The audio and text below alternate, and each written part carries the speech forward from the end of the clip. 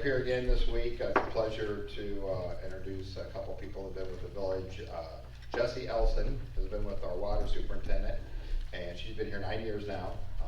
She was from Bryan originally, and I remember hiring her many years ago, and she's done a great job keeping our water system up to date, clean. Talking about some of the updates here with our water system, what we're doing with new wells and our EPA regulations that we follow vigorously. Also, we have Kent Miller, who I've worked with side by side since I've been on council. He is a great administrator. He's worked really hard over the years to do the extra work. I know we had a meeting Saturday morning and had to cancel it because Kent and his crew were out plowing snow, making sure we didn't have any extra water in the downtown area when it froze up. So they wanted to remove all the snow, and they worked all night long getting the snow removed, and just go that extra yard to help the downtown and the city be better looking and safe come that weekend. So Kent's always done that. I know Jesse's been into many water breaks in the area when that happens, and if it's 20 below, they have to go and fix it, or if it's 90 degrees outside, they have to fix it. So we have great employees in the city. At this time, I want to introduce Kent Miller. He's been, like I said, he's going to be celebrating, well, he's on his 20th year now by the end of December. So he's going to come up and speak about some of the happenings and goings on in the village. Welcome, Kent Miller. You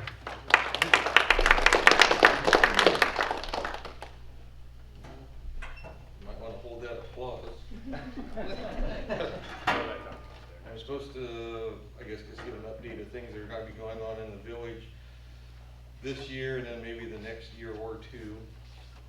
It's going to be very busy. Along with being busy is very expensive. Don't throw anything at me. The first couple things coming this year go back to our EPA required phases where we're trying to get rid of as much clean water out of the system as we can. And the biggest project coming up is running a storm line down Chicago Avenue, then heading east on West High Street to tie into another storm sewer at Bryan and High.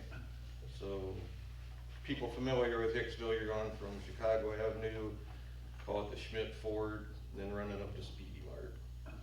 Price tag on that's about 1.6 at this point.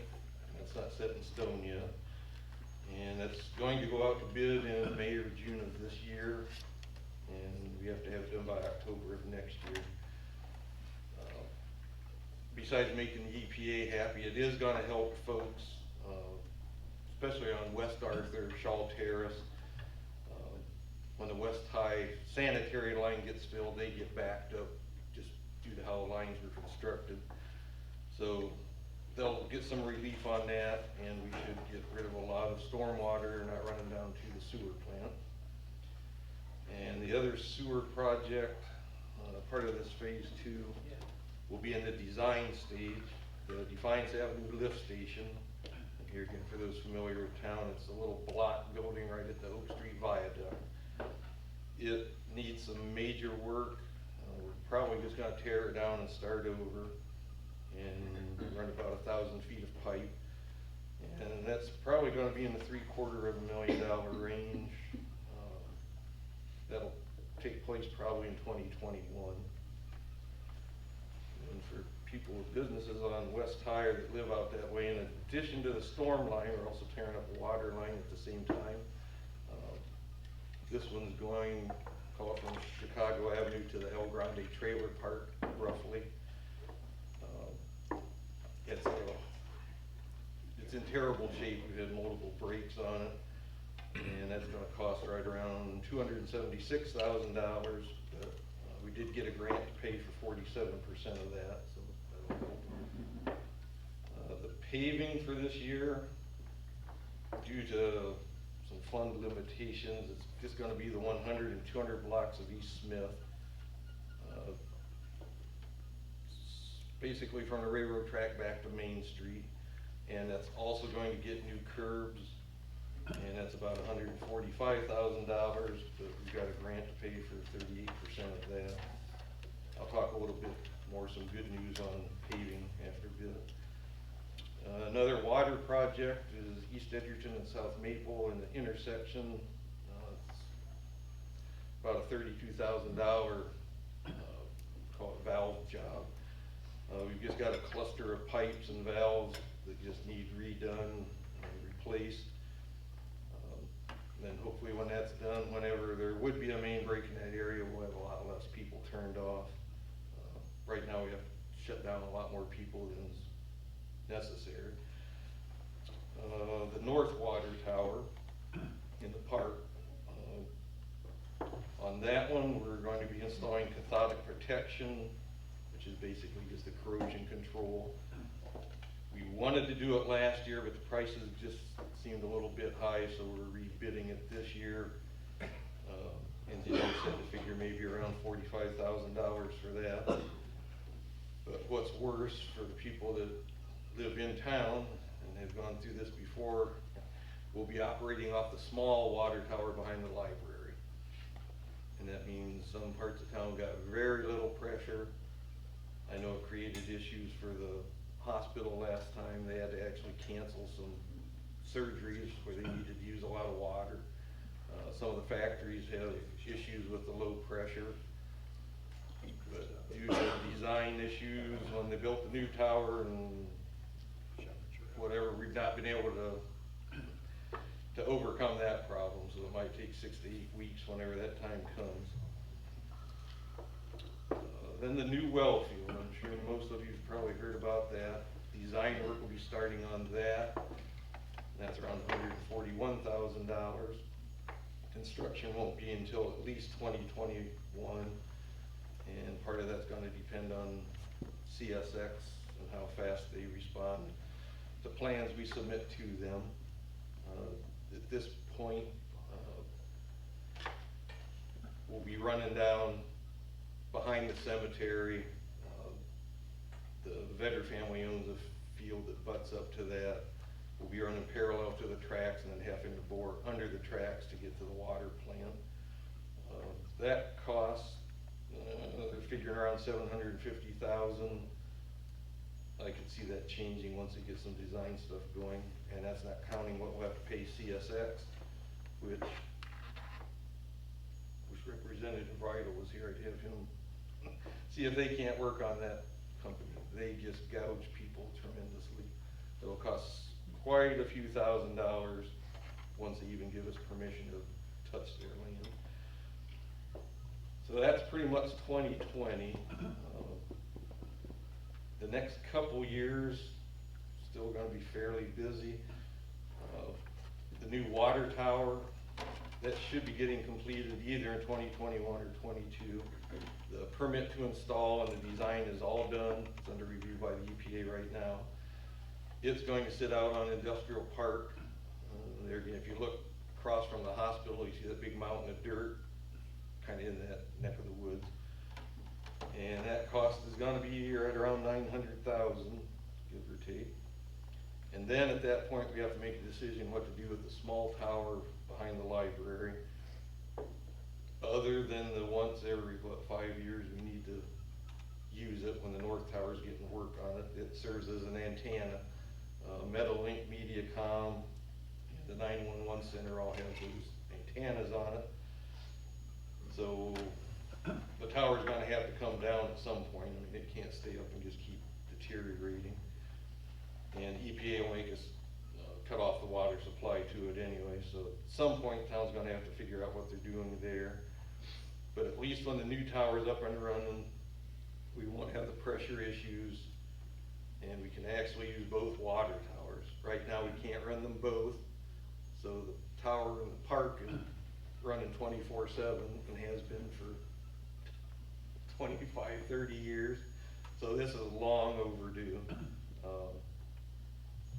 because it's gonna wear out a lot sooner than it should by running 24/7. So that might be a 2021 project. 2021 or 22, or maybe beyond. Council really hasn't decided yet. We're going to extend utilities on the Industrial Drive extension from the ditch over to 49. The water line will go all the way down and then come south and tie in near the school to make a nice loop. The sewer at this point, we're gonna dead end at the end of the road near 49, but we can always tie into it if we develop anything to the south. Price tag for that's gonna be right around $1 million, depending on what year it gets put in and what construction costs change. You know, that could change as well. Then, once we get done with some of the current phase 2 stuff, we still have 2 other projects in phase 2 we have to get done within the next 3 years, but we don't have anything decided yet on those projects. Probably won't be cheap. And when we get down to phase 2, we get to look at phase 3, so it's like a never-ending story here. Then the one bit of good news, the gas tax increase really benefited, I know the county got a ton of extra money. We're standing to make about $190,000 a year now off that gas tax. So while I don't have money in the budget this year to do a whole lot of paving other than East Smith, we'll do a little bit of spot paving, you know, where we dig up. Next year, after letting the fund build up for the full year, should be able to get back where we can do 2, 3, or 4 roads or streets a year. Overall, our streets are in pretty good shape. I know Oak Street, which goes from the viaduct over towards the fairground, is horrible, but it'll get tore up when we do the Defiance Avenue lift station work. So people just have to live with that a little longer. The state routes, I know in spots, especially North Main and where Defiance Avenue starting to get bad. ODOT's still not planning to come in until at least 2022 or 2023. So, I don't. North Main I know is horrible, but I hate to spend a whole lot of money tearing it up to get it smooth, and then ODOT come in and just redo what we just did. So I was trying to figure out a way we can try to alleviate some of the washboard stuff without spending a lot of money. So if you know anybody at ODOT, that you have any pull with, see if you can get them to move the schedule up. They were supposed to be in 2018, and they said now don't look for them before 2022 at the earliest. And I'm done spending your tax dollars. Anybody have any questions? I'd rather take questions than stand up here and drone on and on. Dan, did I catch it right? They're gonna put a water, did you say they're gonna put a water tower out there by Industrial Drive too? Yeah. Okay, so there'll be 2 new water towers coming in, huh?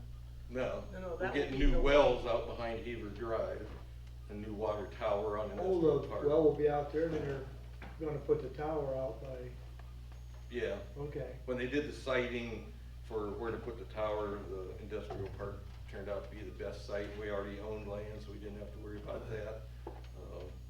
And I said it should solve all of our pressure problems, and if the north tower does need work on, we still got a good tower to supply water. Can you explain to them how we, with the well, how we operate now to get our fresh supply of water out of the, you know, underground, and then dealing with our old wells and then having to update into the new well field that we're looking into? Well, right now we get our water from the Mission Doe Aquifer, and for years we had one well in the old well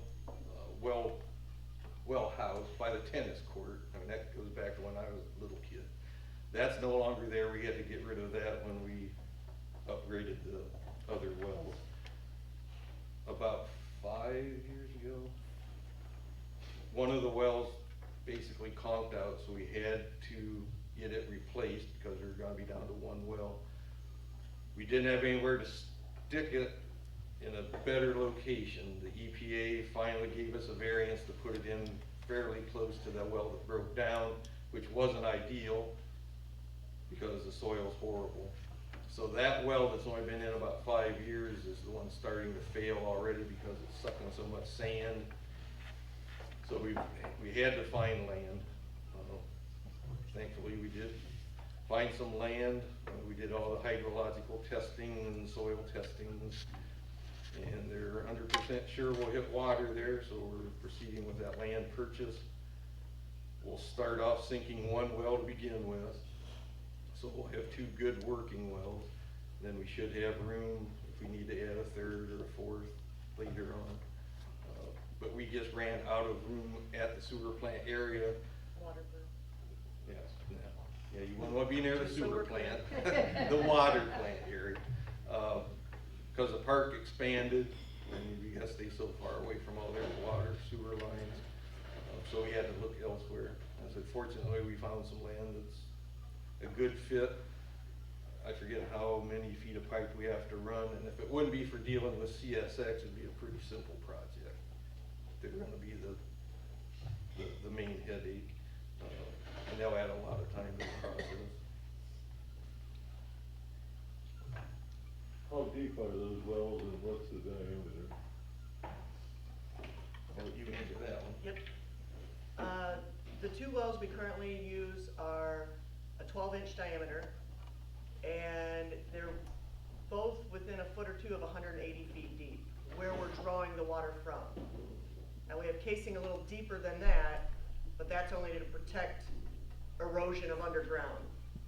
So, but we're pulling water from 180 feet deep. And are both of these wells close to the existing water tower out there, the water plant? Yes, both wells we currently operate are on the same campus as the water treatment plant and the big water tower that you can see that we just had painted saying ACES on it. As Kent was saying, we already got a variance because the railroad runs through there, which is a potential contamination source. If they would ever have a derailment or anything, that could impact our source water. And because of all the sewer lines in the park, as Mike alluded to, or maybe it was Kent, as they've expanded their baseball fields and things, they've run extra drainage, extra sewers. That is a potential contaminant source to our drinking water. So we have minimum setbacks we have to be from every different thing you can think of. And so while our park is a wonderful park, and it is a lot of land, because of other development that's gone on, our setback space we're locked into where we are right now, which is why we drilled the last well 5 years ago in a less than ideal location, but it was our only location, our only option at that time, so that we did have a backup well. Now we're losing that again, so that's why we've bought land elsewhere. Now we'll have to run 3,000 feet of pipe to get that back to the water plant, but it's untouched ground out there. We've purchased enough that we maintain all of our own setbacks. Nobody can put a sewer line in those setbacks, and we can control that there's no potential contamination to the source water there.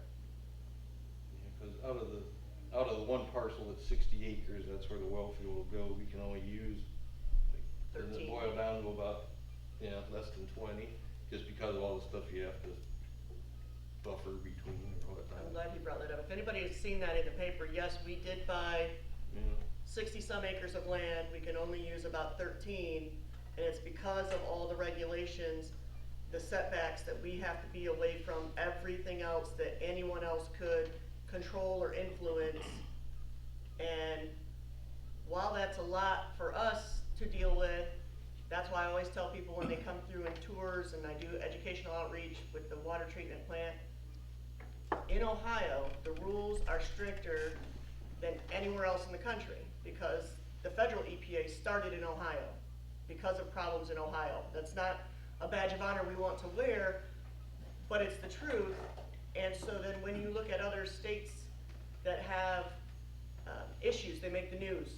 I mean, nobody wants to say Flint, but these other states that have these water issues, those kind of things are so highly unlikely to happen in Ohio because our regulations are so stringent.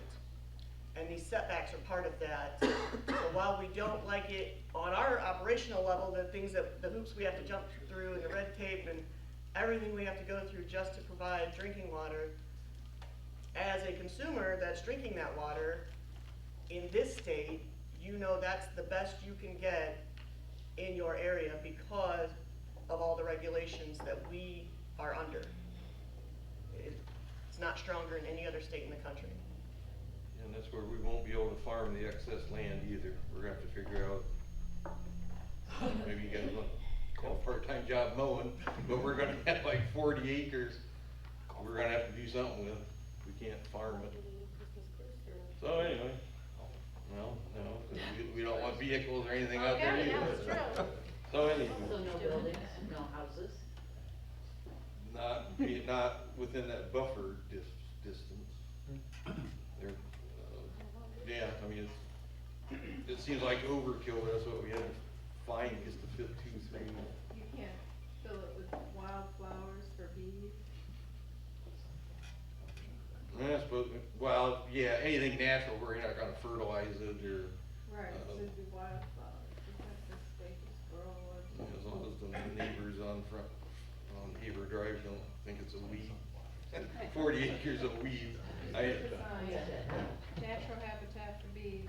You know, we got a year or so to figure that out. Yeah, I mean, it's gonna be an issue. I think, we usually don't like to advertise where our stuff is, but somebody asked where the wells are now. If you go to the park, you see the ski hill, whatever, that's what the kids call it. The 2 barbed wire enclosures are our wells. It's one of those, if you don't know that's what they are, then it's fine too.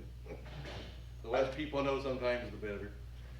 I think it was kind of a blessing because we were out of options where our current wells are, you know, just with those restrictions, and they had tested all kinds of sites at the park over the years, back even Hal Osmond can remember testing different areas to try to find new water sources, and we expanded our resources, and then when this property came up for sale, and they kept saying, you need a well field, not just a well spot or a site, you need something where you can keep adding more wells as time goes by, so, you know, hopefully through fruition it will come. We're working on that for future, you know, future development source. Anything else? How many overflows do you have out at the sewer plant? As of like, whenever we started this phase 1, we had 5. We're down to basically 2 right now. Unfortunately, those are the 2 main ones, are both at the head of the plant, basically. One is at the head of the plant, the other one is upstream a few hundred feet. But we still end up bypassing more than 4 times a year at each spot. That's the magic number we have to get to. If we can get it. How much rain? If you get 3 inches in town, are you gonna overflow? This last time. Oh my, we start bypassing when we get maybe up to a 1/4 of an inch. Really? We have major infiltration from somewhere. I'm hoping this summer to do some extra camel work in a couple spots that we think might be a source. Cause the plant averages about 300,000 gallons a day production. Even in the middle of a super dry summer, that plant's running 800,000 to 900,000 gallons of water through it. So yeah, we've got something gone on somewhere. We've eliminated a lot with the projects we've done. But yeah, we'll bypass 28, 30 million gallons or more just during mild rain events. So yeah, You need to drill that big hole like Fort Wayne's doing. now, if we can find out where all this is coming in, that's where I concentrate on trying to clean it up. But yeah, we've just got some sources from somewhere that are constantly draining into us. I don't know if there's a natural spring that's somehow getting into the sewer somewhere, cause it makes no sense when there's a drought and we're still processing that much water. It's amazing, they have 2 different kinds of cameras, push cameras and everything, but they can go down lines if they're like robots and on tracks, and you can see the video camera. I mean, it looks like a tropical forest in there, and some of these lines that we have, the cracks have formed, or pieces have come out of the pipe, and roots have grown in there, and it looks like a shrub, and stuff, you know, embedded into the pipe and everything, and that restricts flow and causes backups, and it breaks more over time, and when the pipes are, you know, what, 30, 40, 50 years old, nothing, I would say nothing lasts forever, especially if they're covered in dirt and they got water and moisture in them all the time. they deteriorate a little bit quicker. They know those projections ahead of time, you know, how long they're gonna last, and it's replacements cost to do all the pipes. I can't remember, how many miles of pipe do we have in town, what was it, over 20? I it's heard it. well- Water, it's 23.5. I'd say it's well over 20, cause there's more sewer Sewer's lines gonna than be more, water. cause we have you know, storm line here and a sanitary down the same street. Yeah, there's a lot of infrastructure in the ground, or just like, you know, when plowing snow, and some people call them grouse, cause we didn't get to their house first. Well, I mean, that's, I always tell them, well, we gotta start somewhere, and then somebody's always gonna be last. I mean, any job, first person in the bank someday, might, you know, last person, you know, somebody's first, somebody's last. We've got 32 lane miles of roads to plow. People don't realize we've got tons of streets. I mean, that's a lot to, I mean, we've got 16 miles gone one way and 16 miles gone back the other way. It takes a lot of time to cover that. And then the backtrack and go over 2, 3, 4 times. So we've got a lot of utility related items that we take care of that I don't think people realize is either in the ground or even above ground. We're not a small town. We're spread out quite a ways. When I drive out to my mom's at Hiddenbrook, sometimes I'm thinking I'm never gonna get there, but I mean, it's still part of Hicksville. Sometimes I've gone all the way out to the end of Haver Drive and feel like, when am I gonna get there? You're still in town. Same with going out north. Now, south's not quite as bad, but we cover quite a few square miles of territory. Anything else?